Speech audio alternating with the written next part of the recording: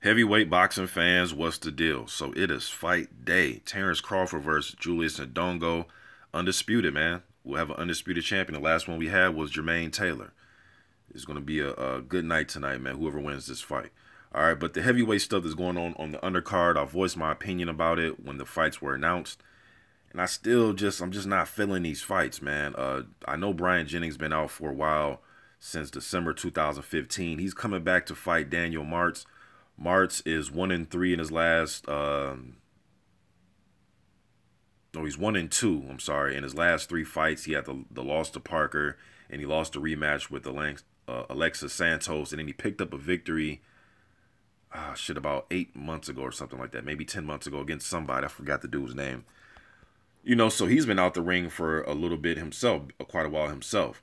And he's coming back to fight Bryant Jennings, man, and it's not a fight that nobody really wants to see. Both heavyweight fights will not be televised by ESPN, but reading this, hold on, reading this, it says, right here, it says, the main card will air live on ESPN and ESPN Deportes beginning at 10 p.m. Eastern, with the entire card streaming live on the ESPN app beginning at 6:30 p.m. Eastern.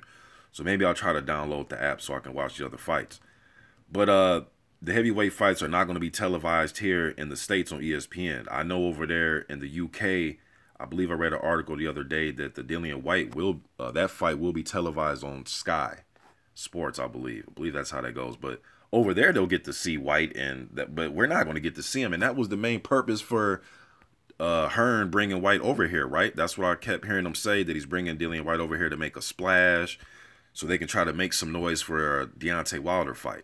And then somebody in the comment section left this comment too, and they brought up a good point, but I thought there was some holes in that point. But they were saying, oh, I didn't hear anybody get mad when Wilder came over to the UK. What was that, 2013, I believe? Was it 14, 13? When he fought Ali Harrison, nobody got mad about that fight, and that was a mismatch. Okay, but with that though, at least you guys got to view it on television. Like, that was televised. I believe Wilder was the co-feature. Was that the night that Amir Khan fought?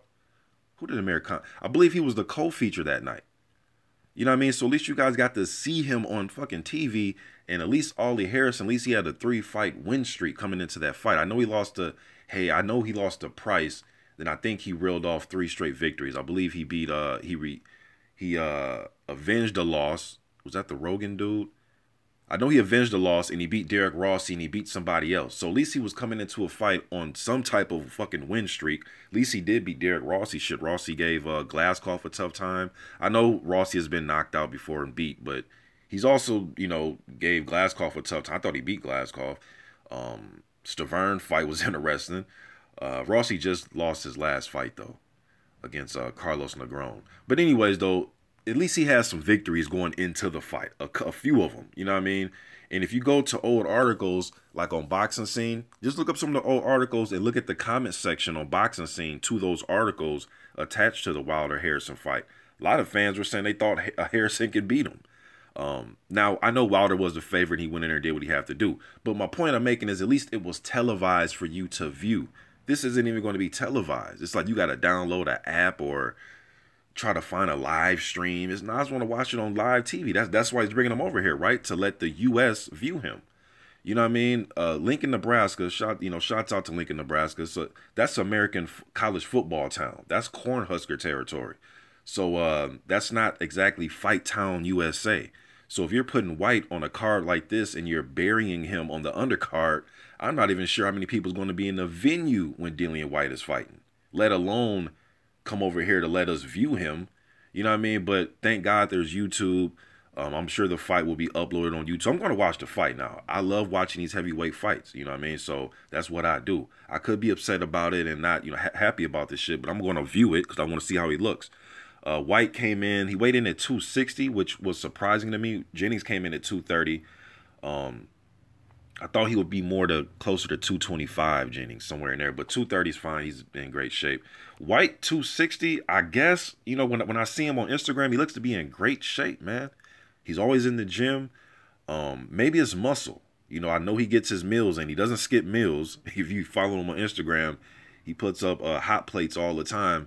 But watching Whyte train, he looks to be in great shape though, man. So I guess we'll see tonight. The 260, it could be muscle. I guess we'll see. Then I seen the weigh-in photos. He didn't look fat in the photos. So I guess we'll see tonight, man, when he steps in the ring. But I like Dillian Whyte. I know a lot of UK fans, when they hear these videos, they think, oh, you're just getting on. No, I have displeasures about a lot of fights. Not just UK fights or USA fights or fights in Germany. It's a fights all over the world, man. And this is just one of those fights, cards, where they're heavyweights on there. And this doesn't make sense. They're not fighting each other. I know it's an 8-rounder and it's not Eddie Hearn's card. I know everything you guys are going to say. I understand that. But money talks, bullshit walks a million miles. I think they could have worked something out, put some money up. Money always talks, man, to where they could have finagled it and switched it up to make this a televised fight on this card. And, paid these guys, some money and had Dillian Whyte versus Jennings in a 10-rounder. It's only 2 more damn rounds. You know what I mean? It wasn't like he was scheduled for a 4-rounder or something. But I don't know. Maybe that's just too easy, right? I get criticized a lot for being too simple with the way I think. Well, I don't think boxing needs to be fucking complicated. You know what I mean? And to me, Jennings and Whyte isn't a big fight.